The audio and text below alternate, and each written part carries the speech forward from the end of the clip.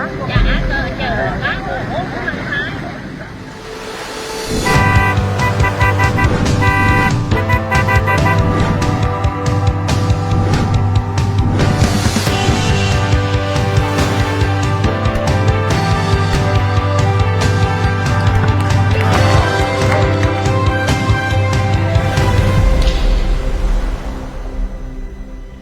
Happy Việt Nam.